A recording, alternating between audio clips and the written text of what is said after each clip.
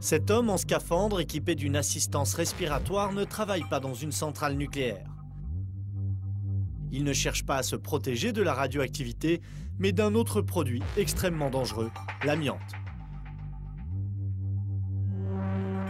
Nous sommes à la faculté de Jussieu, dans le 5e arrondissement de Paris. Depuis 1997, tous les bâtiments sont systématiquement désamiantés. Ici, 22 professeurs et membres du personnel sont morts à cause de l'amiante et 139 ont déclaré des maladies graves, selon le ministère de la Santé. Lionel Baudin est le responsable de la SNADEC, l'une des 2 entreprises chargées du désamiantage de Jussieu. Avant d'entrer sur le chantier, la centaine d'ouvriers doit se changer dans une pièce transformée en vestiaire. L'objectif, c'est de rester bien étanche, qu'il n'y ait aucune fibre d'amiante qui puisse re-rentrer par le nez, la bouche ou quoi que ce soit pour atterrir au fond des poumons.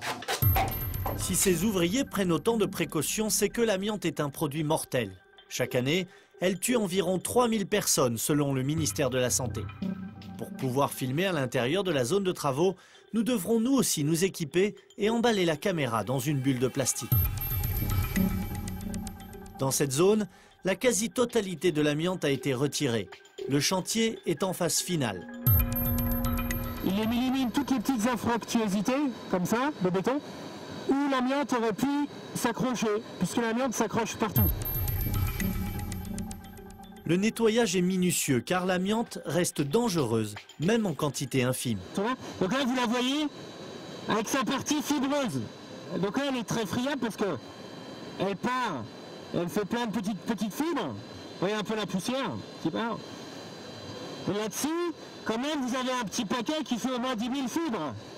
Donc ça a l'air inoffensif, mais si on n'avait pas de protection respiratoire, en clair, sur le paquet de fibres qui est là-dedans, il y en aurait forcément quelques-unes qui arrivent au fond de nos poumons. Et il en suffit d'une mal placée pour faire le cancer de la plèvre. En pénétrant dans les poumons, les particules d'amiante agissent comme de petites lames de rasoir. Elles peuvent provoquer un cancer de la plèvre, l'enveloppe qui entoure le poumon. Ce cancer, le mésothéliome, est aussi appelé cancer de l'amiante. Les fibres microscopiques d'amiante se collent partout et elles peuvent donc contaminer les déchets du chantier. Alors pour évacuer les gravats, un certain nombre de précautions sont prises. Donc ça, vous avez un sac à gravats de briques qui va être ensaché dans une double poche amiante. Et après le tout va être mettre dans ce qu'on appelle le fameux Big Bag avec le logo amiante qui, elle, va ressortir. Une fois évacués, ces gravats seront détruits dans une décharge de déchets dangereux. Coût de la destruction de 1000 à 1500 € la tonne.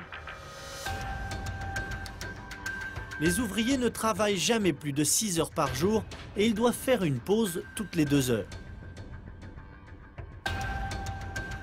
Pour quitter le chantier, les désamianteurs doivent passer par 5 sas étanches et prendre 3 douches de décontamination. Tout ça, ça a un coût et un prix. Et un désamianteur coûte, on va dire, grosso modo, 2 fois plus cher qu'un maçon enfriable, sur l'amiante qui est la plus pulvérante, la plus dangereuse, pour lequel on rentre en induction d'air, comme vous voyez. On va dire qu'il faut, grosso modo, ça va revenir à l'ordre de grandeur 1000 € le mètre carré. À ce tarif-là, le désamiantage de Jussieu a déjà coûté plus de 180 millions d'euros à l'État. Mais derrière le chantier modèle de l'université se cache une autre réalité. En 2005, le ministère du Travail a diligenté une enquête sur 780 chantiers. Dans 67% des cas, des anomalies ont été constatées. 41 procès-verbaux ont été dressés et 84 chantiers ont été immédiatement stoppés. Stéphane Tesson est diagnostiqueur amiante depuis 10 ans. Son métier, expertiser les habitations et les bâtiments publics pour voir s'ils contiennent de l'amiante. Il doit réaliser des dossiers techniques amiante.